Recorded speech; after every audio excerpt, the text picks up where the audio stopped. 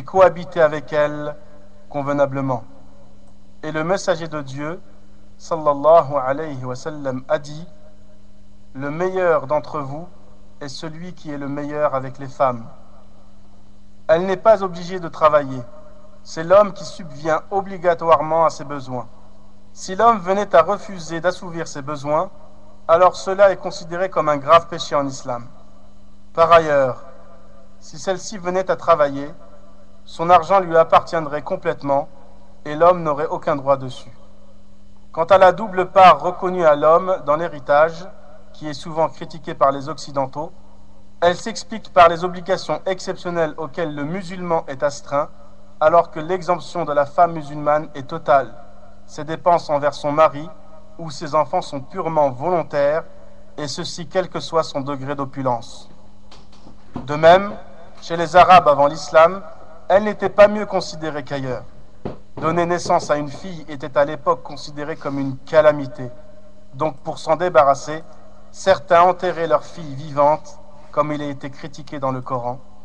وإذا بشر أحدهم بالأنثى ظل وجهه مسودا وهو كظيم يتوارى من القوم من سوء ما بشر به أيمسكه على هون أم يدسه في التراب ألا ساء ما يحكمون. Et lorsqu'on annonce à l'un d'eux la naissance d'une fille, son visage s'assombrit et une rage profonde l'envahit. Il se cache des gens à cause du malheur qu'on lui a annoncé. Doit-il la garder malgré la honte ou l'enfuira-t-il dans la terre? Combien est mauvais leur jugement. Elle n'avait quasiment aucun droit. L'homme pouvait avoir autant de femmes qu'il le souhaitait sans forcément devoir subvenir aux besoins de chacune. Prostitution, vagabondage et harcèlement étaient monnaie courante en Arabie. L'islam, quant à lui, a réglementé certaines coutumes païennes, telle la polygamie qu'il légiféra. Mais il établit pour le polygame des conditions tellement rigoureuses que le champ de cette pratique se trouva relativement rétréci. En effet, la polygamie doit s'adapter à certaines exigences, telles que l'équité entre les épouses, comme il est mentionné dans le Coran. فإن خفتم ألا تعدلوا فواحدة أو ما ملكت أيمانكم. Si vous craignez d'être injuste, n'épousez qu'une seule femme, mais aussi pouvoir subvenir aux besoins de toutes, etc.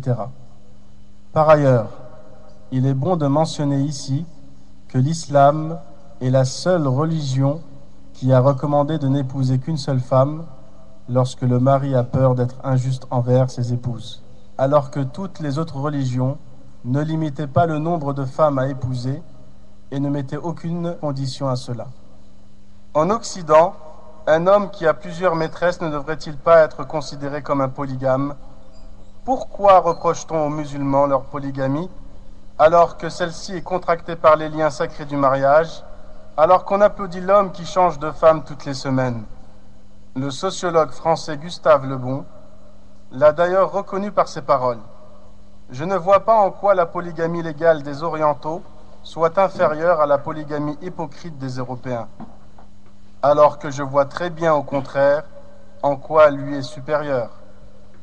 Cette citation est mentionnée dans son livre « La civilisation des Arabes ». Quant à la polygamie du prophète, sallallahu alayhi wa sallam, qui a toujours été décriée en Occident, elle s'explique surtout par des mobiles d'ordre politique qui ont incité l'envoyé de Dieu à ne jamais refuser des offres tribales.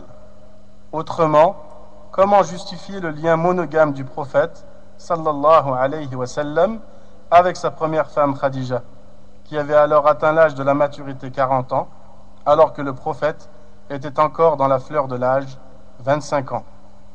En effet, il vécut 25 ans avec elle, sans jamais penser à prendre une autre femme.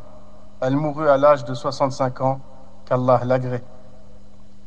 Dans la plupart des pays occidentaux, un problème persiste, le divorce. Son taux atteint plus de 60%. Quelle est la signification de ce chiffre? Cela sous-entend assurément que la structure sociale en Occident n'est pas équilibrée et tend à démanteler les liens entre les époux qui résultent à la destruction du mariage. Ce résultat était facile à prévoir. En Occident, les fréquentations mixtes sont libres à l'excès, la consommation d'alcool est répandue et le manque de pudeur de certaines femmes contribue à l'adultère. Mais les hommes sont aussi responsables. Cela est une chose aisée pour ceux qui ne craignent pas Dieu. Dans tous ces pays, la formule est la suivante: hommes, femmes, alcool, nudité, fréquentation libre, ayant pour résultat la destruction du mariage, de la famille et des enfants illégitimes et malheureux. C'est pour toutes ces raisons que l'islam interdit les fréquentations libres, prône l'interdiction de l'alcool et la préservation de la pudeur, ayant pour résultat la protection du mariage, de la cellule familiale et des enfants légitimes et heureux. Le sociologue français Gustave Le Bon l'a également reconnu par ses paroles. Dans son livre La civilisation des Arabes, il dit: la situation légale de la femme mariée, telle qu'elle est réglée par le Coran et ses commentateurs, est bien plus avantageuse que celle de la femme européenne. Avec l'islam, la femme retrouva sa dignité, son honneur et son humanité. Elle existe vraiment, tient un rôle concret et indispensable au maintien de la société. La femme dans l'islam est lumière, pudeur, bon comportement, chasteté, pureté, beauté, honneur. Chez elle, avec son mari et ses enfants, elle est servie, honorée, chérie, respectée, préservée et aimée. Elle a été créée à partir de la côte de l'homme, les rendant ainsi inséparables, se complétant et dépendant l'un de l'autre. Allah dit: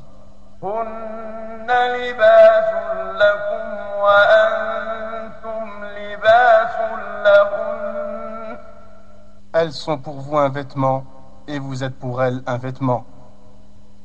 Et le fait qu'ils soient de la même origine, comme l'a dit le prophète sallallahu alayhi wa sallam, les femmes sont les consoeurs des hommes, augmente ainsi le sentiment d'unité et les rapproche par un lien d'interdépendance inaltérable. Il doit donc prendre soin d'elle comme de sa propre personne, car elle est une partie de lui-même.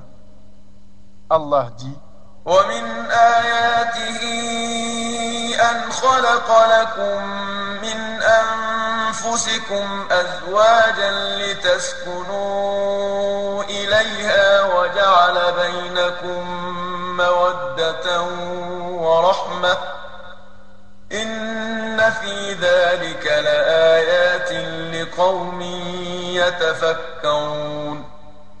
Parmi ces signes, il a créé de vous pour vous des épouses pour que vous viviez en tranquillité avec elles, et il a mis entre vous de l'affection et de la bonté. Il y a en cela des preuves pour des gens qui réfléchissent. Et comme le mentionne un hadith, veuillez du bien aux femmes. Quelle que soit sa situation, qu'elle soit épouse, fille ou mère, il a été ordonné à l'homme de bien se comporter avec la femme. Faire le contraire est donc une désobéissance et passible d'un châtiment divin. Le prophète, sallallahu alayhi wa sallam, a en effet dit: le croyant qui a la foi la plus parfaite est celui qui a le meilleur comportement. Les meilleurs d'entre vous sont les meilleurs avec leurs femmes. L'homme marié doit chérir sa femme, bien lui parler, patienter sur ses défauts, lui apprendre sa religion. S'il divorce, il doit lui verser une pension et la loger d'une durée de 3 menstrues, avant qu'elle ne puisse se remarier, comme il est dit dans le Coran. أسكنوهن من حيث سكنتم من وجدكم ولا تضاروهن لتضيقوا عليهن وإن كن أولات حمل فأنفقوا عليهن حتى يضعن حملهن فإن أرضعن لكم فآتوهن أجورهن وأتمروا بينكم بمعروف. et faites que ces femmes habitent où vous habitez, et suivant vos moyens. Et ne cherchez pas à leur nuire en les contraignant à vivre à l'étroit. Et si elles sont enceintes, pourvoyez à leurs besoins, jusqu'à ce qu'elles aient accouché. Puis, si elles allaitent l'enfant né de vous, donnez-leur un salaire, et concertez-vous à ce sujet de façon convenable. S'il a des filles, qu'ils leur apprennent leur religion, les éduquent comme il se doit, ne les oppriment pas, et elles seront pour lui un accès au paradis, comme il est mentionné dans le hadith suivant. Celui qui a une fille ne l'accable pas, ne la blâme pas, ne fait pas de différence entre elle et son fils. Dieu le fera entrer au paradis. Il est aussi rapporté, celui qui éduque 2 filles jusqu'à ce qu'elles atteignent l'âge de la puberté, lui et moi ressusciterons le jour de la résurrection de cette façon. Et il joignit les doigts de sa main. S'il a une mère, il doit être meilleur avec elle, car elle l'a porté pendant 9 mois. Elle a sacrifié son temps et sa vie pour s'occuper de lui.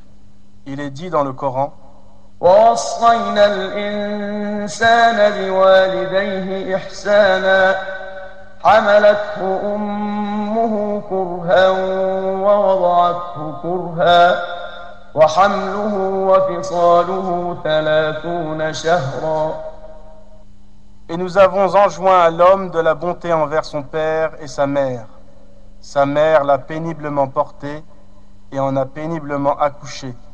Et sa gestation et son sevrage durent 30 mois. Il est aussi dit dans le Coran, وقضى ربك ألا تعبدوا إلا إياه وبالوالدين إحسانا.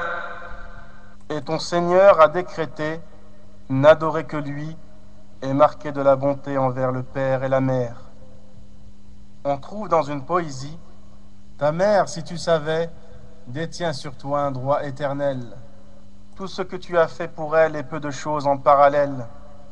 Combien de nuits s'est-elle plainte sous le fait de la grossesse? Sa souffrance fit jaillir lamentation et cris de détresse.